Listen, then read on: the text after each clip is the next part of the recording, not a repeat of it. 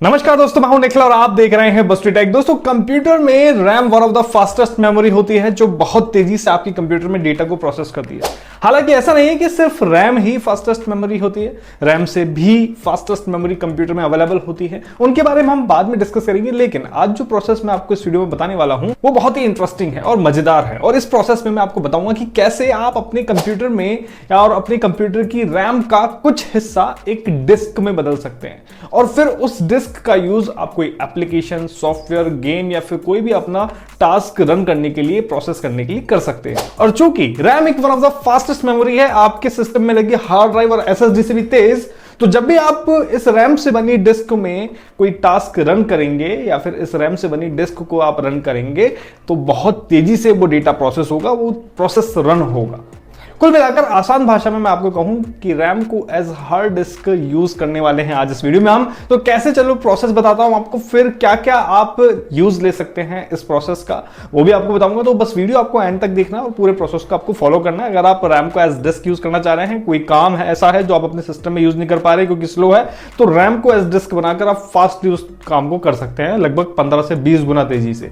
कैसे, चलिए देखते हैं। तो रैम को डिस्क बनाने के लिए हमें एक थर्ड पार्टी टूल की नीड होगी। हालांकि इस प्रोसेस को इंप्लीमेंट करने के लिए बहुत से टूल अवेलेबल हैं, बहुत से पेड टूल अवेलेबल हैं, लेकिन मैं आपको बता रहा हूं एक फ्री टूल। तो इस फ्री टूल को आपको जस्ट गूगल पे सर्च करना है और इस टूल का नाम है IMDisk टूलकिट। ठीक है, इसको आपको सर्च करना है, गूगल पे सर्च करेंगे और जो भी वेबसाइट आपको ठीक लगे आप वहां से इस टूल को डाउनलोड कर लेंगे। एक जिप फाइल डाउनलोड होगी, इस जिप फाइल को आप एक्सट्रैक्ट करेंगे और जब एक्सट्रैक्टेड फोल्डर को आप ओपन करेंगे तो यहां पे आपको एक फाइल मिलेगी install.bat की। ठीक है, install.bat। इस फाइल को आप रन करेंगे, डबल क्लिक करके रन करेंगे। जैसे आप रन करेंगे तो इंस्टॉलर यहां पे फाइल आएगी। ये सभी टिक जो यहां पे आपको मैं दिखा रहा हूं ये सभी आपको चेक करने हैं। जैसे यहां पे चेक है ऑलरेडी, जैसे यहां पे सेटिंग आपको नजर आ रही है वैसे ही आपको करना है। पलक झपकते ही जैसे आप इंस्टॉल बटन पे क्लिक करेंगे आपके सिस्टम में रैम डिस्क टूल जो है, ये जो टूल किट है, इंस्टॉल हो जाएगी और डेस्कटॉप पे आपके शॉर्टकट भी आ जाएंगे। रैम डिस्क क्रिएट करने के लिए यहाँ पे ये शॉर्टकट काम के नहीं है, इन्हें हम डिलीट कर देते हैं। यहाँ पे जस्ट आप एक शॉर्टकट रख सकते हैं जिसका नाम है रैम डिस्क कॉन्फ़िगरेशन। ठीक है, यानी कि रैम डिस्क को कॉन्फ़िगर करने का शॉर्टकट हम रख लेंगे। तो रैम डिस्क कॉन्फ़िगरेशन शॉर्टकट को हम रन करते हैं, IMDisk टूलकिट की विंडो ओपन होगी और यहां पर आपको यह तय करना है सबसे पहले कि आपके पास जितनी रैम है, यानी कि आपके पास जितनी रैम का साइज है उसमें से कितना रैम आप यूज करना चाहते हैं एज रैम डिस्क, यानी कि कितनी रैम की आप रैम डिस्क क्रिएट करना चाहते हैं। जाहिर सी बात है ये प्रोसेस आपको उतना ज्यादा फायदा देगा जितनी ज्यादा आपके पास रैम होगी, क्योंकि उतनी ही ज्यादा आप रैम डिस्क क्रिएट कर सकते हैं, उतनी ज्यादा साइज की रैम डिस्क आप क्रिएट कर सकते हैं। लेकिन ऐसा नहीं है कि आपके पास कम रैम है तो आप रैम डिस्क क्रिएट नहीं कर सकते। एक बार आपको रैम डिस्क का यूज समझ में आ जाए तो आपके पास अगर 1 GB भी रैम है तो भी आप रैम डिस्क का यूज ले सकते हैं, रैम डिस्क क्रिएट कर सकते हैं। तो क्या क्या यूज है वो तो भी मैं आपको बताऊंगा। पहले हम रैम डिस्क एक क्रिएट कर लेते हैं, एक डिस्क क्रिएट कर लेते हैं जो कि हम रैम के साइज से क्रिएट करेंगे और साथ ही मैं आपको स्पीड डिफरेंस भी बताऊंगा, क्योंकि मेरे सिस्टम में SSD भी है, HDD भी है और एक रैम डिस्क क्रिएट करने जा रहे हैं, तो तीनों में आपको स्पीड डिफरेंस भी बताऊंगा। ओके, तो मेरे सिस्टम में सपोज 16 GB रैम है तो मैं यहाँ पे GB सिलेक्ट करता हूं और यहाँ पे 8 GB मैं यूज कर लेता हूं। ठीक है, 8 GB मैंने यहाँ पे लिखा और 8 GB की डिस्क हम यहाँ पे क्रिएट करेंगे। अगला ऑप्शन में आपको ड्राइव लेटर सिलेक्ट करना है, जो भी अवेलेबल ड्राइव है यहाँ पे उनमें से कोई सा भी एक ड्राइव लेटर सिलेक्ट कर लेंगे अपनी मनपसंद का। ओके, फाइल सिस्टम NTFS ही रखेंगे, बाकी सब सेम एज इट इज रहेगा जैसा यहाँ पे आपको सेटिंग नजर आ रही है। देन ओके पे आप क्लिक करेंगे। ओके पे क्लिक करने के बाद आप देखेंगे कि जितना स्पेस आपने असाइन किया है उतने स्पेस की एक नई डिस्क क्रिएट हो जाती है। आपके पास माउंटिंग का एक ओके बटन का ऑप्शन आ जाता है। आप ओके पे क्लिक करेंगे और मेन विंडो पे आप एग्जिट बटन पे क्लिक करके बाहर आएंगे। ओके पे क्लिक करेंगे तो अनमाउंट हो जाएगी वापस, इसलिए आप एग्जिट पे क्लिक करके और वापस से बाहर आ जाएंगे। तो यहां पे मैं आपको एक्सप्लोरर में जाके दिखाता भी हूं। यहां पे आप देख सकते हैं रैम डिस्क यहां पे क्रिएट हो गई है। मैंने Z लेटर यहां पे असाइन किया था तो रैम डिस्क Z लेटर के साथ यहां पे मेरे पास बन गई है।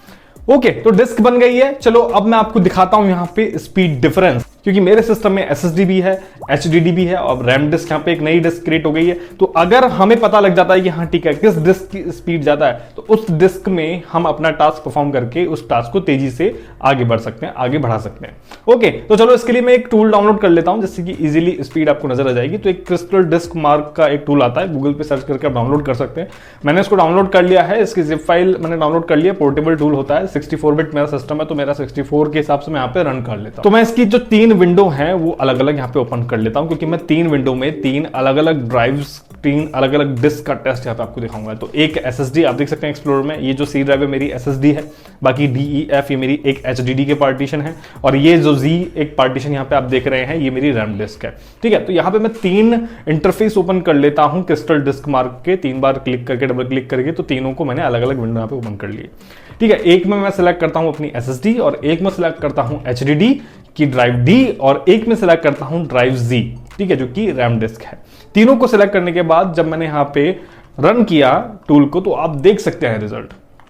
HDD में जो मुझे रिजल्ट मिल रहा है वो 115 MB पर सेकंड के आसपास मिल रहा है, SSD में मेरे को रिजल्ट मिल रहा है 550 MB के आसपास, और अगर मैं बात करूं रैम डिस्क की तो 16-17 गुना ज्यादा, यानी कि आप देख सकते हैं 8000 समथिंग MB मुझे यहाँ पे रिजल्ट मिल रहा है रीड एंड राइट में, तो लगभग 16-17 गुना SSD से ज्यादा अगर मैं बात करूं, और HDD से बात करूं तो और भी ज्यादा मुझे यहाँ पे गुना और भी ज्यादा तेज स्पीड मिल रही है। तो 16-17 गुना ज्यादा स्पीड आपको मिल रही है, और आप जाहिर सी बात है कि अगर आप एक अच्छी फ्रिक्वेंसी की रैम यूज कर रहे हैं, SSD यूज कर रहे हैं, तो आपको स्पीड और भी मिल सकती है। तो यहां पर रैम डिस्क से मुझे 16-17 गुना ज्यादा स्पीड मिल रही है, और इस रैम डिस्क की मदद से मैं बहुत सारे टास्क बहुत तेजी से कर सकता हूं।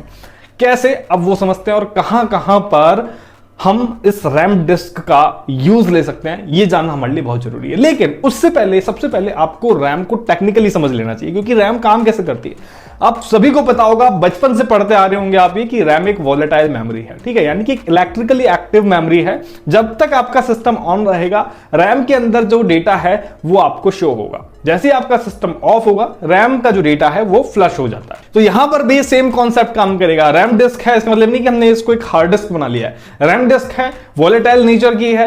जब तक हमारे पास रैम डिस्क है, सिस्टम ऑन है, उसमें जो डेटा प्रोसेस कर रहे हैं वो हमें नजर आएगा, हम उसके साथ काम कर सकते हैं, उसको प्रोसेस कर सकते हैं, उसके साथ कुछ भी कर सकते हैं। लेकिन सिस्टम ऑफ होने के बाद वापस से रैम डिस्क ओपन करेंगे तो वहां से सब साफ हो जाएगा। यानी कि एक तरीके से टेम्पररी मेमोरी, टेम्पररी डिस्क हमने यहां पे क्रिएट करी है with the help of RAM disc. यानी कि आप इसमें जो भी काम करेंगे, रैम डिस्क में जो भी टास्क आप करेंगे, वो एक टेम्पररी टास्क होगा। अब बात आती है कि वो कौन से टास्क हैं जो हम इस कंडीशन के साथ परफॉर्म कर सकते हैं। जितने भी डिस्क इंटेंसिव टास्क हैं, मतलब जिन टास्क को रन करने में डिस्क की स्पीड मैटर करती है, वो टास्क आप डिस्क से रन कर सकते हैं, रैम डिस्क से रन कर सकते हैं। जैसे वीडियो एडिटिंग हो गया, रेंडरिंग हो गया, कंपाइलिंग सॉफ्टवेयर्स हो गए, ये सब टास्क आप रैम डिस्क की हेल्प से कर सकते हैं, क्योंकि इनमें बहुत अच्छी स्पीड आपको चाहिए, डेटा प्रोसेसिंग स्पीड आपको चाहिए। अगर आपकी SSD और HDD अच्छी स्पीड नहीं प्रोवाइड कर पा रही है, तो आप रैम डिस्क में वो फाइल स्टोर करके, या फिर रैम डिस्क से वो पोर्टेबल सॉफ्टवेयर, या फिर रैम डिस्क में वो सॉफ्टवेयर इंस्टॉल करके फिर ये टास्क परफॉर्म कर सकते हैं। लेकिन ध्यान रहे, वो जो चीज जो भी आप रैम डिस्क में डालेंगे वो टेम्परेरी रहेगी जब तक आपका सिस्टम ऑफ नहीं होता। साथ ही लार्ज जो डेटाबेस हैंडलिंग होती है वो भी आप रैम डिस्क की हेल्प से कर सकते हैं। कई बार बहुत ज्यादा लार्ज डेटाबेस होते हैं, हम उसको अपने सिस्टम में रन करते हैं, नॉर्मल सिस्टम में, तो वो हैंग होने लगते हैं, अटकने लगते हैं। लेकिन हम उसे रैम डिस्क की हेल्प से रन करेंगे तो आसानी से रन हो सकते हैं, काफी जगह काम आता है, हम भी यूज लेते हैं। इसके अलावा टेम्परेरी फाइल स्टोरेज आपको करना हो, यानी कि जब तक सिस्टम पर आप हैं, सिस्टम स्लो है लेकिन आप काम नहीं कर पा रहे, लेकिन आपको तेजी से करना है, तो टेम्परेरी आप रैम डिस्क का यूज ले सकते हैं। रैम डिस्क में फाइल डालेंगे और अपना काम आप चालू कर सकते हैं। अगर आपका सिस्टम एक वेब सर्वर है, आपकी वेबसाइट या फिर ऑनलाइन एप्लीकेशन के लिए, तो आप रैम डिस्क का यूज वेब सर्वर कैशिंग के लिए भी कर सकते हैं, जिससे आपकी वेबसाइट की परफॉर्मेंस बूस्ट हो जाएगी।